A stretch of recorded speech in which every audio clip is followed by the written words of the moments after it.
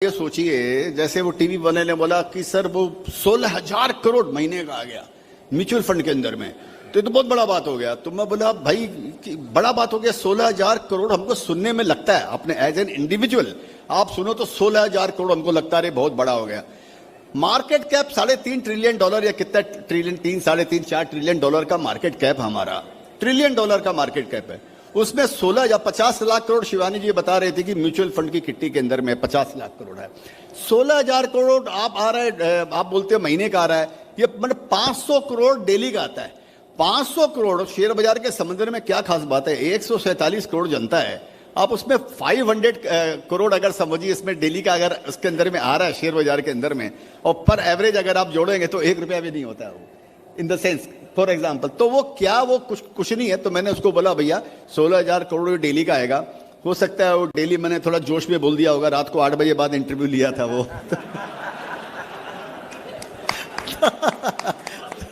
तो लेकिन मेरे को ये जरूर लगता है ये बहुत जल्दी 16,000 करोड़ महीने का होने वाला है, इसमें 2 साल नहीं लगेगा, और ये 16,000 करोड़ महीने का आएगा, और उसके बाद में हो सकता है वीकली भी आएगा।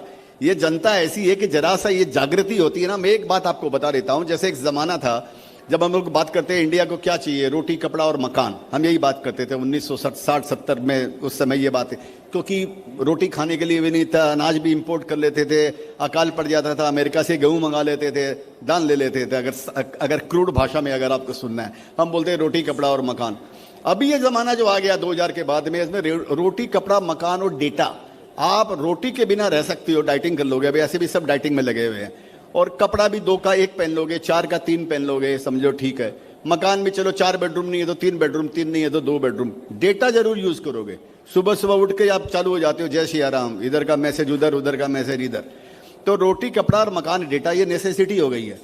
तो अभी मेरे को लगता है रोटी कपड़ा मकान और डेटा और सिप, ये 5वां इसके अंदर में जुड़ रहा है, इसके अंदर में कि रोटी कपड़ा मकान डेटा और सिप। तो ये सिप जो है ना, ये 5th एलिमेंट है हिंदुस्तान के अंदर में, क्योंकि इतनी बड़ी जागृति हो रही है। आप सोचे कितने बच्चों को आपने बुलाया, जो बच्चे बेचारे, आपने जो भी भाषण दिया होगा उसका हो सकता है उन्होंने 1% ही समझा होगा, लेकिन आपने 20 बो दिया उनको। 1% भी आज समझ गया है ना, तो आज आपने उसको 20 बोया, वो 20 कल जाकर पेड़ बनेगा, फिर वो जाकर छाया देगा, फिर जाकर वो फल देगा और फूल देगा वो, ठीक है। तो ये सबसे बड़ा, ये जागृति यहाँ पर इंडिया के अंदर में हो रही है सिप के प्रति। उसके लिए ऑफ कोर्स जो रेगुलेटर्स हैं वो भी बहुत बड़ा काम कर रहे हैं, एक्सचेंजेस बहुत बड़ा काम कर रहे हैं, एनएसई कितना बड़ा काम किया सोचिए, उसी ने पूरा रेवोल्यूशन लाया हिंदुस्तान के अंदर में स्टॉक मार्केट का। ऑफ कोर्स अब बीएसई भी, लेकिन पहला जैसे ट्रेडिंग हुई वो शायद एनएसई से हुई है अभी, और जो मीडिएटर हैं रेगुलेटर के साथ में, जैसे मनी बी इंस्टीट्यूट है, शिवानी जी है, इस तरह के जो लोग हैं जो लोगों में जागृति फैला रहे हैं और म्यूचुअल फंड कर रहे हैं। तो ये एक नया रेवोल्यूशन इंडिया में शुरू हो गया, शुरुआत हुई है। मैं एक बात शेयर करना चाहता हूं आपसे कि जैसे वो मेरे को पूछा एंकर रहे हैं कि नई स्टोरी कैसे आपको मालूम पड़ेगी, कैसे आप नई स्टोरी ढूंढोगे या कैसे ढूंढते हो। तो मैंने उसको एक एग्जाम्पल के लिए बताया कि भैया देख, अपने क्या है ना, जो इन्वेस्टर होता है ना, उसके आंख कान सब हर समय सब खुले रहने चाहिए, पूरी चेतना उसको जागृत होनी चाहिए, हर समय कहीं ना कहीं कुछ ना कुछ वो सीखते रहता है, बशर्ते आप सीखने के लिए आप उत्सुक हो और तैयार हो सीखने के लिए। तो मैं उसको बोला कि जब एयरपोर्ट एयरलाइंस में, अभी एयरलाइंस में जब हम बैठते हैं तो वो एयर होस्टेस हमको क्या बोलती है, सर 2 दरवाजे आपके पीछे हैं, 2 दरवाजे मेरे पीछे हैं, 4 दरवाजे बीच में हैं, इमरजेंसी में आप ध्यान रखें आपका दरवाजा किधर है, और हो सकता है आपका निकटतम दरवाजा आपके निकट ही हो, ऐसा वो बोलिए। तो वो क्या बोल रही है कि आपका निकटतम दरवाजा आपके निकट ही हो। तो मैं ये सोच रहा हूं कि इसका मतलब आपकी जो आइडिया, आपकी जो निकटतम आइडिया वो आपके बाजू में ही है, वो आपके नजदीक में है। तो मैंने उसको अप्लाई यहां पर किया कि जब 2 साल 3 साल से देखते हैं एयरपोर्ट पे जाते हैं, एयरपोर्ट बस का अड्डा बन गया।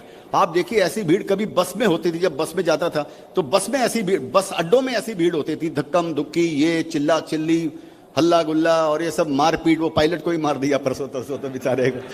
तो ये सब बस में होता था ये सब। अभी इसी बोलकर शायद सोचने वाले ने नाम रखा होगा एयर बस, इसी बोलकर उसको कंपनी का नाम है एयर बस। उसको समझ में आया ये किसी दिन ओमनी बस होने वाली है, किसी दिन हमारे यहाँ की बस होने वाली है, 56 नंबर बस, 32 नंबर बस, ऐसे वैसे होने वाली है। तो मैं सोचा कि एयरपोर्ट पे इतनी भीड़, और उसके अंदर एयरलाइंस में देखिए मजे की बात, एयरलाइंस में पहले एयरलाइंस में लोग जब एयरलाइंस जाते थे सूट बूट पहन के जाते थे, टाई पहन के जाते थे, या बढ़िया बढ़िया कपड़े पहन के जाते थे। मैं तो एक आदमी को देखा बोर्डिंग पास भी ऊपर लगा कर रखा था, जब मैं बस में चल रहा था वो बोर्डिंग पास अपने यहाँ पर दिखा कि मैं प्लेन में चढ़ के आया हूँ। तो ऐसा था। तो अब आप प्लेन में जाइए, अब आपको भारत दिखाई देगा। वहाँ पर लोग स्लीपर में और हाफ पैंट में और शॉर्ट में और कुछ भी कपड़ों में रियल भारत जो हमारा है, जो 80-90% लोग हमारे भाई जनता हमारी जो है वो अभी आजकल प्लेन में सफ़र करने लग गए हैं, आप देखिए। तो मैंने उसको बोला कि ये कुछ बोलता है, ये कुछ सिग्नल देता है।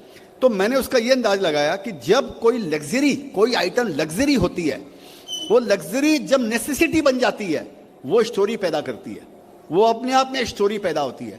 जब नया मोबाइल निकला था 1995, 96, 97 में, जब भी मोबाइल 14 रुपया 20 पैसा कुछ मिनट का था मोबाइल का, और अब लेने इनकमिंग कॉल भी चार्ज होता था और वो भी कॉल चार्ज होता था, आपको आउटगोइंग कॉल भी चार्ज होता। जब नया नया मोबाइल निकला वो लग्जरी थी, लोग मोबाइल लेकर दिखाते थे, क्या देखो मेरे पास में मोबाइल है।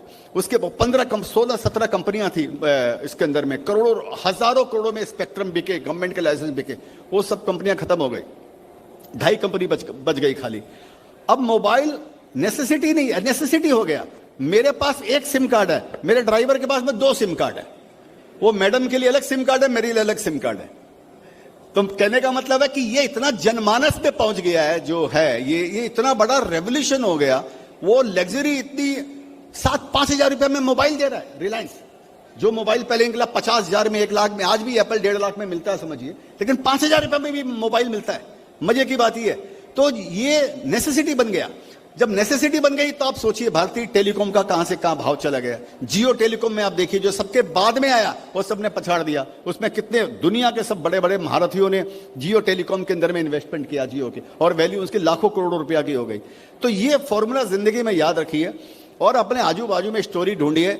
आपका निकटतम द्वार आपके निकट में ही है। ये स्टोरी टर्न अराउंड हुई है, ये स्टोरी नेसेसिटी बन रही है ये, और उसी शेयर में इन्वेस्ट कीजिए। उस समय वो आपको शेयर्स महंगा मिल सकता है, उस समय वो शेयर्स आपको महंगा मिलेगा, लेकिन उसको आपको समझना पड़ेगा। अगर आपका विजन लंबा है, 5 साल 10 साल का है, वो महंगा शेयर आपको महंगे में लेना पड़ेगा। अगर मैनेजमेंट अच्छा है तो आप उसमें भी पैसा कमाओगे।